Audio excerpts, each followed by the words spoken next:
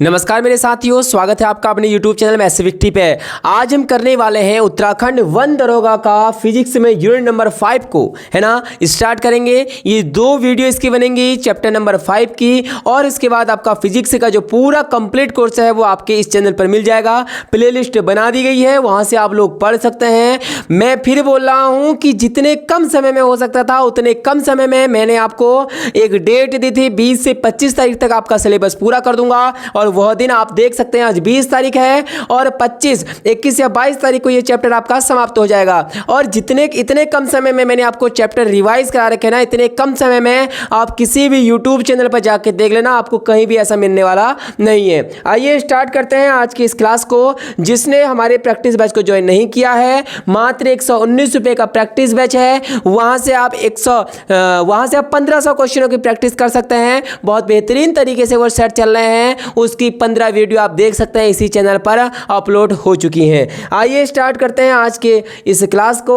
अगला चैप्टर कहता है इलेक्ट्रिक करंट एंड सर्किट, वैद्युत धारा और परिपथ हम किसे कहते हैं। सबसे पहले इलेक्ट्रिक करंट किसे कहते हैं, वैद्युत धारा किसे कहते हैं। आप लोग देखते हैं ना, करंट आता है, देखते तो हो, धारा आती है ना, तो उसी के बारे में हम बात करने वाले हैं। किसी चालक में आवेश के प्रवाह को वैद्युत धारा कहते हैं। इसे एम्पियर ए से मापा जाता है। बोल रहा है the flow of electric charge in a conductor is called electric current, it is measured in amperes. इसे ए से हम क्या करते हैं, डिनोट करते हैं।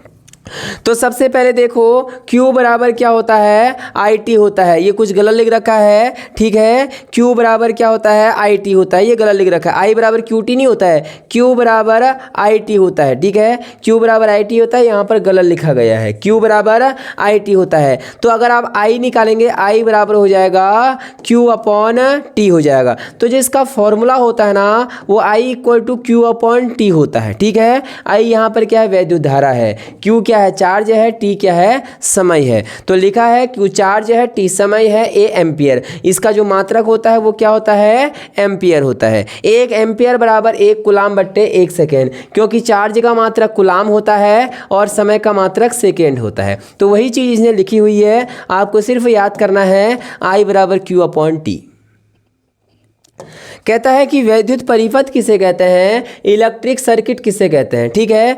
बोल रहा है एक बंद चालक पथ जिसमें वैद्युत धारा प्रवाहित होती है वैद्युत परिपथ कहलाता है। भैया वैद्युत परिपथ देखो, ध्यान से देखना, हमने कहा हम वैद्युत परिपथ बना रहे हैं। यहाँ पर मैं एक बल्ब लगा देता हूँ, यहाँ पर एक बैटरी लगा देता हूँ, और यहाँ पर एक स्विच लगा देता हूँ, ठीक है। यहाँ पर क्या लगा देता हूँ, एक स्विच लगा देता हूँ। ये देखो, ये हो गया। हमेशा ध्यान रखना, जो बड़ा वाला साइड होता है ये पॉजिटिव होता है, जो छोटा वाला साइड होता है ये नेगेटिव होता है। ये यहाँ पर हमने क्या लगा दिया है, बल्ब लगा दिया है। बाकी वोल्टेज अमीटर वगैरह सब लगाते हैं, मैं सिर्फ आपको परिपथ बता रहा हूँ। यहाँ बोल रहा है परिपथ के प्रकार, खुला परिपथ।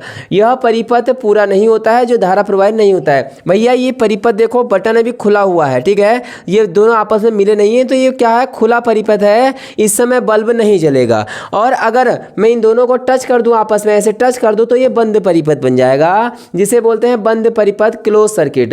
यदि परिपथ पूरा होता है तो धारा प्रवाहित होती है। यहाँ पर ये सर्किट आपस में पूरा है, इस समय ये बल्ब जलने लगेगा, क्योंकि जो सर्किट है वो कैसा है, क्लोज्ड सर्किट है। बोला है तत्व एक श्रृंखला परिपथ, श्रृंखला मतलब होता है सीरीज, है ना।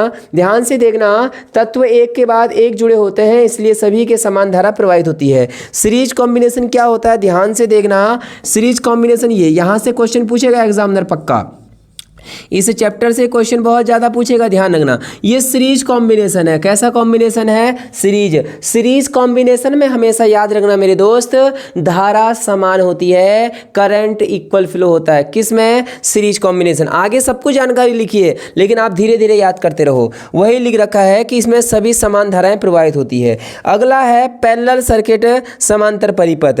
तत्व समांतर रूप से जुड़े होते हैं, जिसमें सभी पर समान वोल्टेज होती है। देखो ये तो सीरीज कॉम्बिनेशन था, ये तो श्रेणी क्रम था। अब पैरेलल क्रम में देखो कैसे जुड़े हुए होंगे, ऐसे जुड़े हुए होंगे। एक ये हो गया, है ना, दूसरा हम लिख देते हैं ये हो गया। ऐसे ही तीसरा हम लिख देते हैं, ये देखो ये पैरेलल क्रम में है। किस क्रम में है? पैरेलल। तो इस समय ना धारा अलग अलग प्रवाहित होगी, लेकिन जो वोल्टेज होगा वो क्या होगी? सेम। तो क्वेश्चन पूछता है कि समांतर क्रम में क्या सेम होता है, तो आप बोलोगे वोल्टेज सेम होती है। क्वेश्चन पूछ लेगा कि श्रेणी क्रम में, सीरीज कॉम्बिनेशन में क्या इक्वल होता है, आप बोलोगे करंट इक्वल होता है, आई इक्वल होता है। ठीक है, समझ में आ गई होंगी बातें। चलता हूं नेक्स्ट स्लाइड पर। ये रहा अगला मोस्ट इंपोर्टेंट। अगला है ओम्स लॉ, ओम का नियम। ओम का नियम क्या कहता है? V बराबर आई आर। वी बराबर क्या कहता है? I R. ठीक हो गया। जहां V वोल्टेज है, आई करंट है, आर प्रतिरोध है, रेजिस्टेंस है। ठीक है। किसी चालक में प्रवाहित धारा वोल्टेज के समानुपाती। बोल रहा है कि कोई चालक है, उसमें जो प्रवाहित धारा है आई, वो वोल्टेज के क्या होता है? समानुपाती होता है। ठीक हो गया। प्रोपोर्शनल होता है। बोल रहा है कि जो करंट है वो वोल्टेज के प्रोपोर्शनल होता है और प्रतिरोध के व्युत्क्रमानुपाती होता है। कौन बोल रहा है? धारा। अब मान लो तुम यहां पर से आई निकालना चाहो तो V अपॉन आर ही तो निकलेगा, क्योंकि इंटू की चीज इक्वल के इधर जाती तो अपॉन में चले जाती है, तो यहां से आई निकल जाएगा, I equal to V upon R. तो V तो प्रोपोर्शनल में है, लेकिन आई क्या, आर क्या है? इनवर्सली प्रोपोर्शनल है। ठीक है, तो वही लिखा है प्रतिरोध के व्युत्क्रमानुपाती होता है। ये कंडीशन इस फॉर्मूले से लिखी हुई है। Electric potential and potential difference, वैद्युत विभव और विभवांतर क्या होता है? ठीक है, वैद्युत विभव किसे कहते हैं? इलेक्ट्रिक पोटेंशियल हम किसे कहते हैं? The electric potential at a point is the amount of work done is the bringing a unit positive charge from infinity to that point. किसी बिंदु पर वैद्युत विभव पर वह कार्य होता है जो एकांक धनावेश को अनंत से किसी बिंदु तक लाने में किया जाता है। मैंने पहले भी आपको बताया था कि इलेक्ट्रिक पोटेंशियल होता क्या है। ठीक है, बोल रहा है कि एक चार्ज पार्टिकल है जिसे हम क्यू नॉट मान सकते हैं, ये हो गया। इसे हम अनंत से ला रहे हैं किसी पॉइंट तक, तो यहाँ से यहाँ तक लाने में जो कार्य किया जाता है उसे ही हम क्या बोलते हैं? V कहते हैं, इलेक्ट्रिक पोटेंशियल कहते हैं। तो V इक्वल टू क्या होता है? W अपॉन, आपको कहीं Q नॉट भी मिल सकता है। Q नॉट को हम बोलते हैं परीक्षण आवेश, टेस्ट चार्ज। क्या बोलते हैं? टेस्ट चार्ज बोलते हैं। कहीं आपको बुकों में मिल सकता है, तो कन्फ्यूजन में नहीं आना है, वो चार्ज ही है QE। ठीक है, Q नॉट मिल जाएगा तो परीक्षण आवेश है। तो किसी परीक्षण आवेश को, यहाँ लिखा है एकांक धनावेश को परीक्षण आवेश भी लिख सकता है, टेस्ट चार्ज। ठीक है, उसको इन्फिनिटी से किसी पॉइंट तक लाने में जो कार्य किया जाता है वही क्या है? इलेक्ट्रिक पोटेंशियल है, वैद्युत विभव। इसका जो मात्रक होता है वो वोल्ट होता है।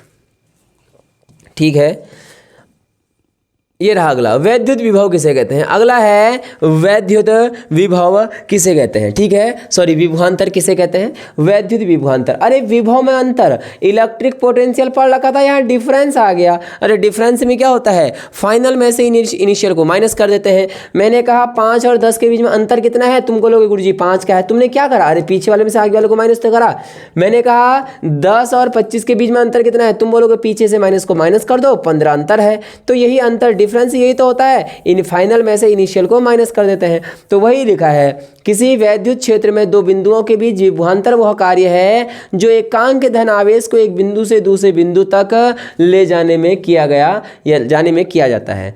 The potential difference between two points in an electric field is the work done to move a unit positive charge from one point to another point.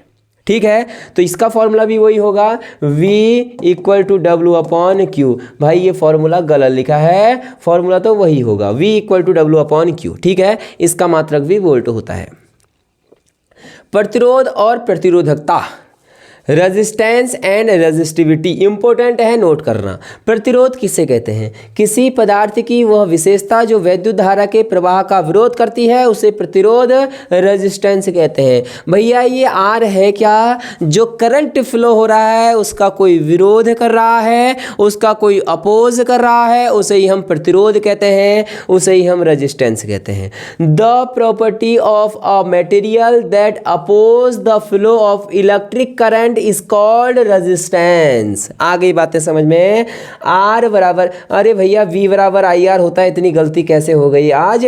We equal to क्या होता है, आई आर होता है, ये गलत लिखा है, we बराबर आई आर होता है। ठीक हो गया, वी बराबर क्या होता है, आई आर फॉर्मूला होता है इसका। देखो आर बराबर अगर मैं निकालना चाहूँ तो वी अपॉन क्या हो जाएगा, आई हो जाएगा। वी इक्वल किधर जाएगा, अपॉन में चल जाएगा। इसका मात्रक क्या होता है, ओम होता है। ठीक है, तो 1 ओम बराबर 1 वोल्ट बट्टे 1 एम्पियर। देखो 1 वोल्ट कैसे आया, ये वोल्ट है। आई एम्पियर कैसे आया भाई, आई का धारा का मात्रक एम्पियर होता है। ठीक है, प्रतिरोध वोल्टेज धारा ये हमें पहले से ही पता है, तो फॉर्मूला होता है वी बराबर आई आर से। अगला क्या है, प्रतिरोध को प्रभावित करने वाले कारक, बहुत इंपॉर्टेंट है, पहले भी पढ़ा चुका हूं। बोल रहा है फैक्टर्स अफेक्टिंग रेजिस्टेंस, प्रतिरोध को प्रभावित करने वाले क्या क्या कारण हैं, कौन से ऐसे तत्व हैं जो रेजिस्टेंस को क्या कर सकते हैं, इफेक्ट कर सकते हैं। तो अपना देखते हैं, the resistance of a conductor depends on, किस किस पर डिपेंड करता है, चालक की लंबाई के साथ प्रतिरोधकता बढ़ती है। भैया जी मैंने आपको एक बार एक फॉर्मूला लिखाया होगा, आर क्या लिखाया था, आर इक्वल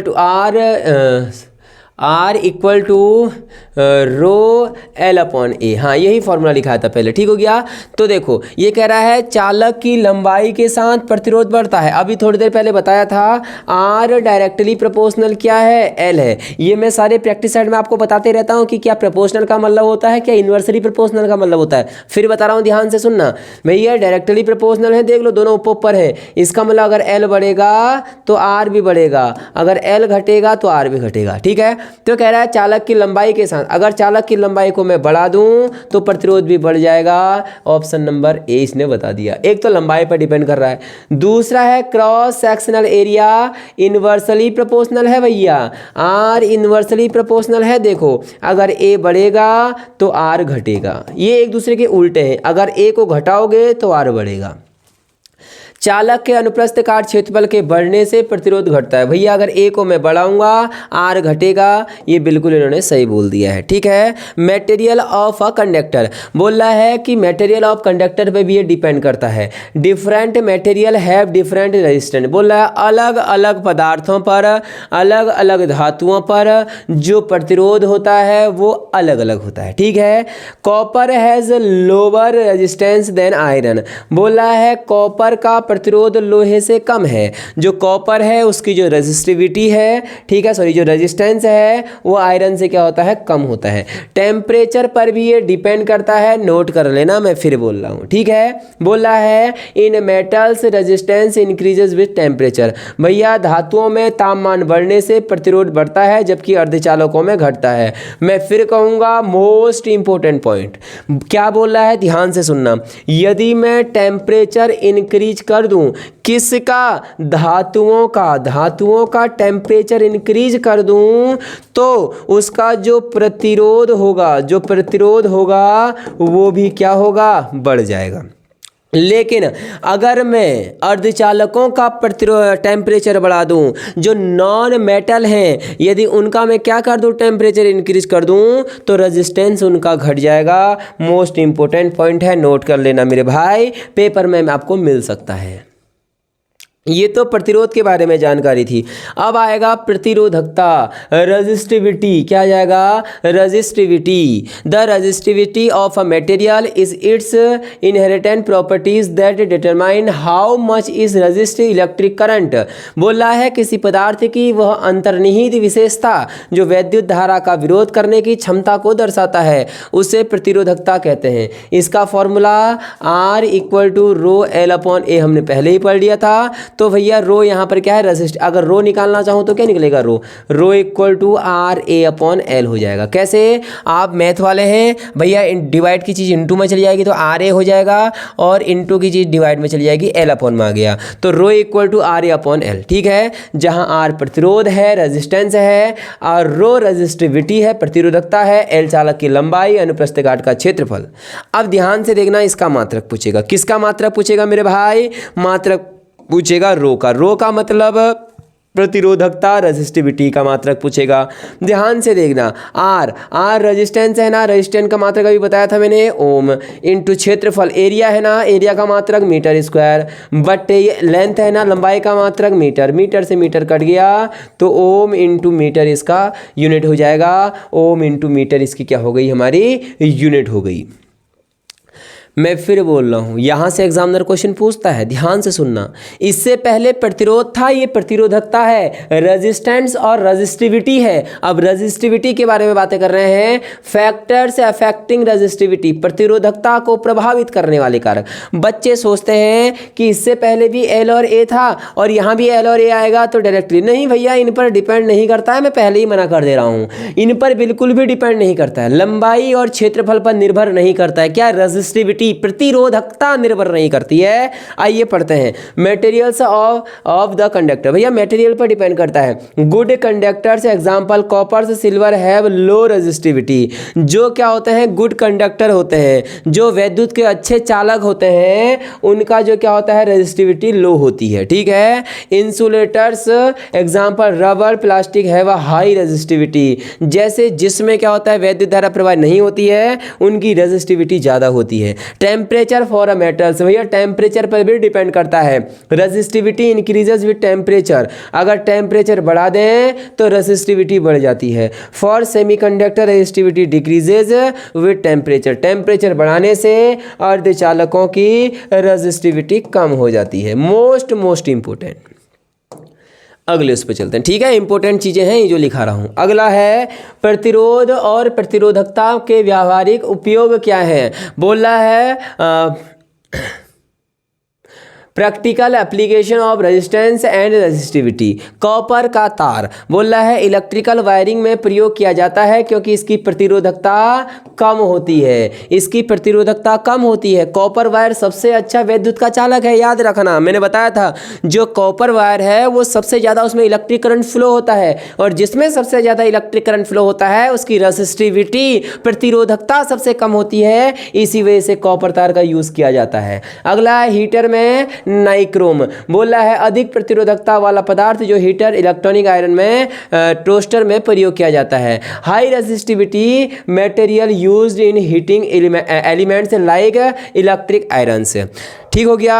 टोस्टर्स एंड क्या लिख रखा है, गीजर्स, ठीक हो गया। तो भैया इन सब में भी किसका यूज़ किया जाता है, नाइक्रोम, क्यों, क्योंकि इनकी अधिक प्रतिरोधकता होती है। अगला कह रहा है अर्धचालक है ना, सेमीकंडक्टर, बोल रहा है ट्रांजिस्टर और माइक्रोचिप्स में प्रयोग किया जाता है क्योंकि इनकी प्रतिरोधकता तापमान के अनुसार बदलती रहती है, जैसा जैसा टेम्परेचर दोगे वैसा वैसा रेजिस्टिविटी बढ़ते या कम होती रहेगी, इसी वजह से अर्धचालकों में इनका उपयोग किया जाता है। अधिशीतलक, ठीक हो गया। सुपर कंडक्टर, कुछ पदार्थों में बहुत कम तापमान पर शून्य प्रतिरोधकता हो जाती है जिससे धारा बिना किसी हानि के प्रवाहित होती है। बोल रहा है कि कुछ पदार्थ ऐसे होते हैं जिनको बहुत कम तापमान देने पर भैया वो उनका प्रतिरोधकता, उनकी जो रेसिस्टिविटी होती है वो शून्य हो जाती है, और जिससे धारा बिना किसी हानि के क्या होती है, प्रवाहित होती है। इसी वजह से अधिशीतलक में भी इनका यूज किया जाता है। अगला टॉपिक, ये सारे टॉपिक वाइज लिखे हुए हैं मैंने, आपको ऐसा कोई टेंशन लेने की बात नहीं। आप जब अपना सिलेबस खोलोगे टॉपिक मैंने लिखे हैं ऊपर से, है ना। प्रतिरोधों का संयोजन और इसके दैनिक जीवन में अनुप्रयोग, मोस्ट इंपोर्टेंट। बोल रहा है प्रतिरोध, कॉम्बिनेशन ऑफ रेजिस्टेंस, कितने प्रकार का, 2 प्रकार का, वैसे 3 का होता है, ध्यान से देखना। प्रतिरोधों का संयोजन, ठीक है, प्रतिरोधों का संयोजन। इलेक्ट्रिक सर्किट में प्रतिरोध, रजिस्टर को विभिन्न तरीकों से जोड़ा जाता है ताकि विभिन्न वोल्टेज और करंट आवश्यकताओं को पूरा किया जा सके, ठीक है। अब मोस्ट इंपोर्टेंट टॉपिक चल रहा, एकदम ध्यान से सुनना चीजों को। मुख्य रूप से प्रतिरोधों को जोड़ने के 2 तरीके हैं। Number 1, there are mainly 2 ways of connecting resistor. Number 1 क्या होता है, श्रृंखला संयोजन, सीरीज कॉम्बिनेशन। दूसरा होता है समांतर संयोजन, पैरेलल कॉम्बिनेशन। भैया सीरीज और पैरेलल कॉम्बिनेशन इंपॉर्टेंट है। इनका ऑपरेशन करेंगे। क्या करेंगे? इनका ऑपरेशन। आइए ऑपरेशन करते हैं। कैसे ऑपरेशन करेंगे मेरे दोस्त? ध्यान से देखना। ऑपरेशन मैं करूँगा, बस आपको ध्यान से सीखना है कि अगली बार तुम लोग ऑपरेशन कैसे करोगे। अभी मैं आपको ऑपरेशन करना सिखा रहा हूँ, अगली बार एक गलती भी ना हो जाए, एक सुई की गलती भी ना हो जाए, तो आप अच्छे से सीखना कि ऑपरेशन कैसे करना होता है। श्रृंखला संयोजन, सीरीज कॉम्बिनेशन, जब दो या अधिक प्रतिरोधों को एक के बाद एक इस प्रकार जोड़ा जाता है कि करंट का केवल एक ही मार्ग हो, तो इसे श्रृंखला संयोजन कहते हैं। आइए मेरे भाई आपको थोड़ा सिखा दूं कुछ। पहला रेजिस्टेंस, दूसरा रेजिस्टेंस, तीसरा रेजिस्टेंस। इधर एक बैटरी लगा देता हूँ, इधर इसको भी लगा देता हूँ, कुंजी भी लगा ही दो, कुंजी रहने दो। अभी तो मैं आपको सिखा रहा हूँ ना, परिपथ तो मैंने आपको बता ही दिया है। ठीक है, प्लस माइनस। ठीक है, हमेशा करंट प्लस से माइनस की ओर बहता है, प्लस से निकलता है, तो यहाँ से करंट ही निकलेगा। कैसा करंट? I current. ठीक हो गया। और यहाँ पर मैं क्या लिख देता हूँ? वोल्टेज वी लिख देता हूँ। ठीक, यहाँ पर एम्पीयर लिख दो, यहाँ पर ए लिख दो। लो ये रहा। ठीक है, तो मैं इसे R1 लेता हूँ, या R2 लेता हूँ, या R3 लेता हूँ। ठीक हो गया भैया। इसका जो विभव होगा वो V1 होगा, इसका पोटेंशियल V2 होगा, इसका कितना होगा? V3 होगा। ये यहाँ तक। ठीक है, रेजिस्टेंस 2 और ये 3। ध्यान रखना, क्वेश्चन क्या कह रहा है भैया? ये सीरीज कॉम्बिनेशन है। सीरीज कॉम्बिनेशन में कान खोल के सुन लो, सीरीज कॉम्बिनेशन में हर एक प्रतिरोध में करंट इक्वल होता है, सब में करंट आई फ्लो होगा, और यहाँ लास्ट में आई करंट निकल भी जाएगा। वही इसने लिखा है। कुल प्रतिरोध श्रृंखला में कुल प्रतिरोध का मान सभी प्रतिरोधों के योग के बराबर होता है। अगर मैं टोटल इसमें रेजिस्टेंस निकालूं, R इक्वल टू हो जाएगा जितने भी लगे हैं, R1, R2, R3, जितने भी लगे हैं, R4, Rn तक जितने भी लगे हैं, ये इसका फॉर्मूला लिखा हुआ है। ठीक हो गया। ध्यान से सुनना, जहाँ R1, R2, R3 आदि व्यक्तिगत प्रतिरोध हैं लिखा हुआ है। विशेषता लिखो इसकी, करंट पूरे सर्किट में समान होता है। इस पूरे सर्किट के अंदर जो इलेक्ट्रिक करंट है वो इक्वल होगी। ठीक हो गया। कुल प्रतिरोध बढ़ जाता है भैया, रेजिस्टेंस बढ़ जाता है, क्योंकि जुड़ रहा है तो बढ़ेगा ही बढ़ेगा। बोल रहा है वोल्टेज प्रत्येक प्रतिरोध पर विभाजित होता है। देखो वोल्टेज सब पे अलग अलग है कि नहीं है? बिल्कुल है। अब मैं क्वेश्चन पूछूंगा कि जो हमारे घरों में लाइट की फिटिंग की जाती है वो किस क्रम में होती है, श्रेणी की पैरेलल? आप बोलोगे, आप खुद सोचो। मैंने कहा आप जिस कमरे में बैठे हैं, इमेजिन करो यहाँ कितनी लाइट आ रही है, देखो लाइटों को, लाइट देख रहे हो ना? हाँ लाइट आ रही है। अब आप इमेजिन करो क्या आपके दूसरे कमरे में इतनी ही लाइट जा रही है या इससे कम या ज़्यादा जा रही होगी? आप बोलोगे गुरुजी सारे कमरों में तो बराबर लाइट जाती है। हाँ भाई, सारे कमरों में बराबर लाइट जाती है। अगर बराबर करंट सब जगह जा रहा है तो कैसा क्रम हो जाएगा? श्रेणी क्रम हो जाएगा। कैसा क्रम? श्रेणी। अभी तो हमने पढ़ा था सारी जगह क्या होता है, लाइट सेम जाती, तो उसे श्रेणी क्रम कहते हैं। तो क्वेश्चन पूछ लेगा घरों में जो लाइट की फिटिंग की जाती है वो किस सीरीज में होती है कि पैरेलल में? आप बोलोगे वो सीरीज कॉम्बिनेशन होती है। मेरे हिसाब से अब तो कभी भूलने वाले तुम हो भी नहीं। रट्टा नहीं है, रटना नहीं है, चीजों को समझना है, फील करना है। फिजिक्स को फील करना है ना? जैसे किसी का एसएमएस आता है ना, तो उसकी बातों को कैसा फील करते हो, वही फील इस फिजिक्स में भी लाना है।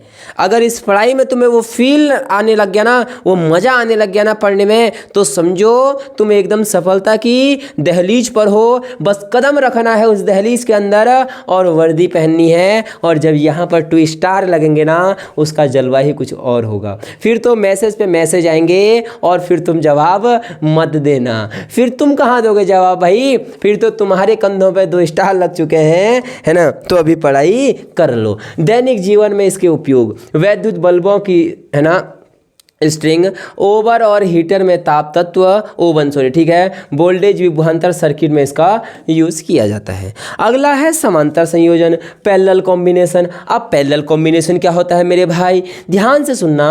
जब 2 या अधिक प्रतिरोधों को इस प्रकार जोड़ा जाता है कि प्रत्येक प्रतिरोध के सिरों पर समान वोल्टेज होती है और करंट विभाजित होता है, इसे समांतर संयोजन कहते हैं। आइए इसका थोड़ा सा ऑपरेशन करा दूं आपको।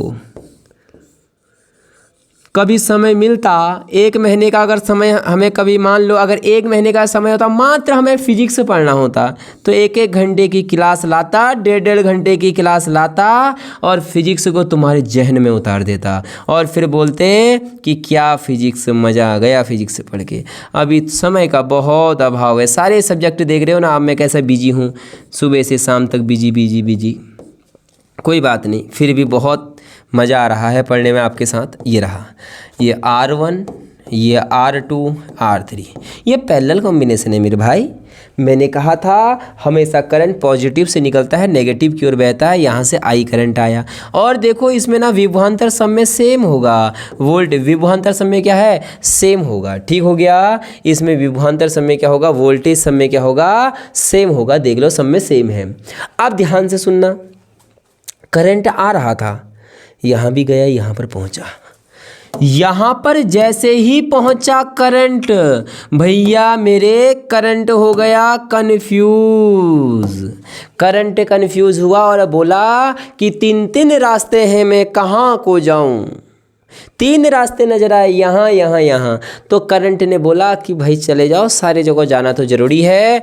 तो हम मान लेते हैं इस I जो धारा आ रही थी, इसमें से I1 धारा यहाँ चले गई, I2 धारा यहाँ चले गई, I3 धारा यहाँ चले गई।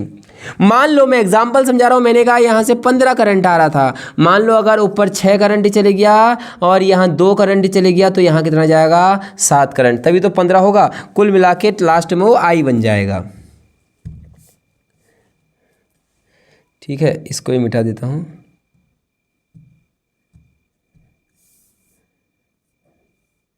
चलो कोई बात नहीं, आप समझ जाओगे ना, इसको कट कर देता हूँ। ठीक है, इसका कोई महत्व नहीं है, वो समझाने के लिए बताया था। अब ध्यान से देखो, करंट यहाँ गया, यहाँ तीनों दोस्त फिर आपस में मिल गए। बोला भाई मजे आ गए, मजे ही मजे, हम बिछड़े थे 7 जन्म से और दोबारा से हम मिल गए हैं। जब ये यहाँ पर मिल जाएंगे तो करंट फिर से क्या बन जाएगा, I1 नहीं मेरे भाई, फिर से वही करंट बन जाएगा जो पहले था। पहले करंट I था, अब दोबारा से करंट क्या बन गया, I बन गया। इसका मतलब याद रखना, पैरेलल कॉम्बिनेशन में हर एक रेजिस्टेंस के अंदर करंट अलग अलग होता है, R1, R2, R3, लेकिन वोल्टेज समय सेम होती है।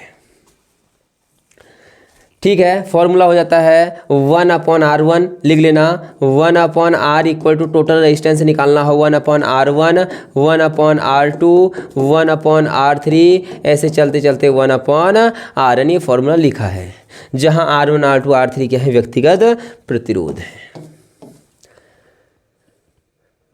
ये रहा अगला, क्या है इसकी विशेषता पढ़ लेते हैं। विशेषता कैरेक्टरिस्टिक क्या है, कुल प्रतिरोध घट जाता है। हाँ भैया प्रतिरोध घटेगा क्योंकि अपॉन में लिख रहे हैं। प्रत्येक प्रतिरोध पर समान वोल्टेज होती है, लिख दिया है। करंट प्रत्येक शाखा में विभाजित हो जाती है। ठीक है, दैनिक जीवन में इसके उपयोग, घरों में वैद्युत वायरिंग, घरों में जो वैद्युत वायरिंग होती है, household electricity wire, in home electricity wiring application are connecting in parallel. Computer motherboard में करंट विवरण, जो कंप्यूटर का मदरबोर्ड होता है उसमें ये भी यही होता है। पावर सप्लाई में विभिन्न उपकरणों में जोड़ने के लिए भी इसका ही यूज़ किया जाता है। अगला होता है मिश्रित संयोजन, मिक्स कॉम्बिनेशन, जब सर्किट में प्रतिरोधों का कुछ भाग श्रृंखला और कुछ भाग समांतर में जोड़ा जाता है तो उसे मिश्रित, मिश्रित मतलब नाम से ही पता चला है मिक्स है, जिसमें पैरेलल और सीरीज 2 के 2 होता है। ठीक हो गया, ज़्यादा कुछ नहीं। इसकी विशेषता, इस प्रकार के संयोजन का उपयोग जटिल इलेक्ट्रॉनिक सर्किट में किया जाता है। This type of combination used in complex electric circuit. भैया जो कॉम्प्लेक्स इलेक्ट्रिक सर्किट होगी ना, वहाँ मिश्रित क्रम का यूज किया जाएगा। यह विभिन्न उपकरणों के लिए आवश्यक वोल्टेज और करंट के नियंत्रित करने में सहायक होता है। चलते हैं आगे, कोई ज़्यादा कुछ ऐसा इंपॉर्टेंट था नहीं। दैनिक जीवन में इसका उपयोग पढ़ लेते हैं। ठीक है, किसके, कॉम्प्लेक्स कॉम्बिनेशन के। इलेक्ट्रॉनिक उपकरणों में परिपथ डिजाइन और रेडियो, टीवी और कंप्यूटर सर्किट में किसका यूज़ किया जाता है, इसी का यूज़ किया जाता है। ठीक है, देखते हैं कितने पेज और बचे हुए हैं, एक बार देख लेता हूँ। पेज नंबर 12 हमने, अच्छा 12वां पेज नंबर बचा है, तो कितने पेज हैं देखते हैं इसके अंदर, क्योंकि पीपीटी तो पूरी बनाई हुई है मैंने। ठीक है, बस ये देखना है कि कितने पेज और हैं। ठीक है, 31 पेज है। ठीक है, आज की क्लास को इतना ही रखते हैं। इंटरेस्टिंग क्लास आज की थी और यहाँ से क्वेश्चन पूछता है बहुत ज़्यादा, मैं फिर बोल रहा हूँ।